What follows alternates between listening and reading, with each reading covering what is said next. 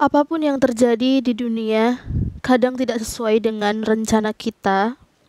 Ia datang tiba-tiba, tanpa pemberitahuan. Kadang akan membuat kita sadar akan suatu hal. Kadang juga akan membuat kita terpuruk hingga jatuh. Apa yang bisa kita lakukan? Bersiap untuk menghadapi semua ini. Kamu pasti merasakan fase di mana akan hidup, harus melakukan apa, harus bagaimana menyelesaikan masalah. Jangan menikmati emosimu.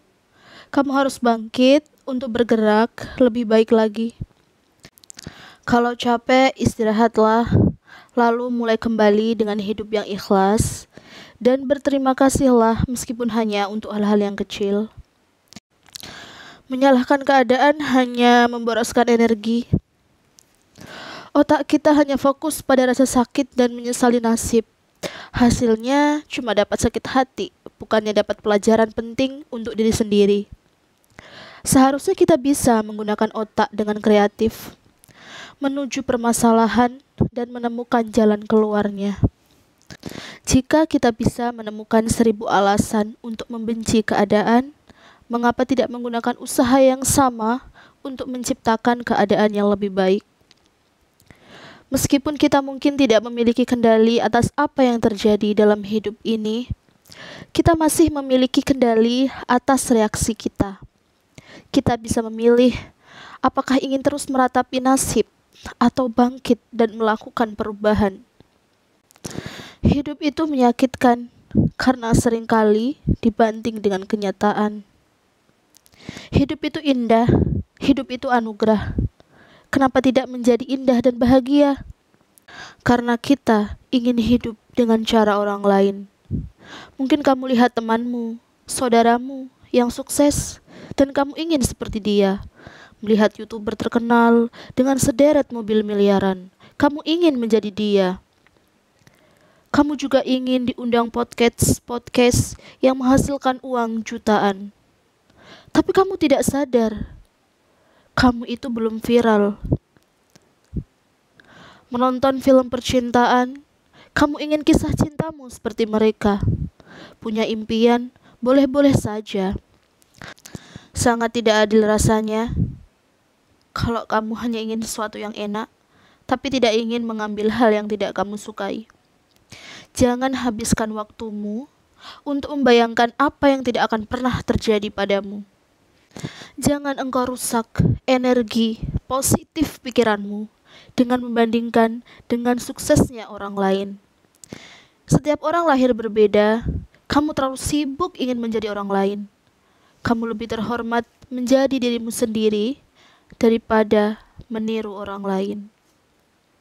Kamu ingin hidup instan, semuanya ingin gampang, ingin sukses, pengen punya ini, pengen punya itu.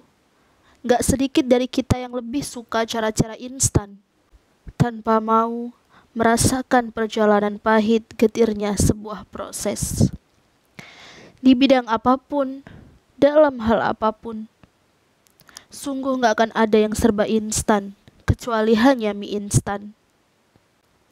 Apapun harus ada ilmunya, ada prosesnya, maka hasilnya pun akan baik. Hidup itu gak cukup dengan modal berani doang, tapi butuh ide kreatif.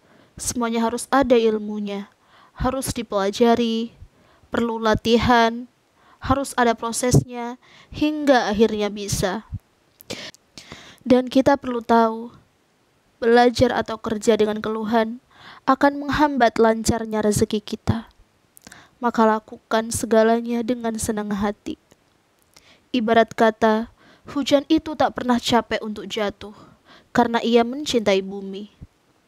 Gak perlu cengeng dan gak perlu manja, karena sebelum mengalahkan apapun, kamu harus mengalahkan dirimu sendiri.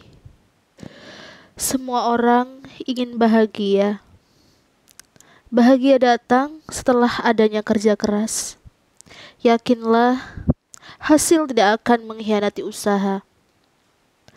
Atau usaha tidak akan mengkhianati hasil.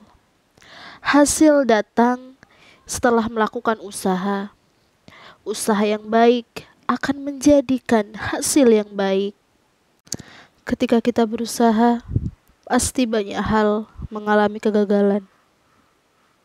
Usaha, gagal, usaha lagi, gagal lagi, usaha lagi.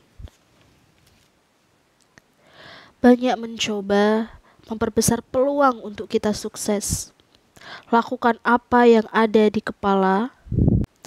Jangan biarkan idemu hanya ada di sana, tidak pernah menjadi aksi. Mungkin awalnya kita berpikir, kenapa sih kok aku gagal terus? Lihat orang lain gaji kerjanya besar. Lihat orang lain kok udah kaya. Aku capek, kenapa nggak seperti dia? Itu adalah pemikiran yang salah. Untuk bisa sukses, semua orang itu harus melewati yang namanya kegagalan.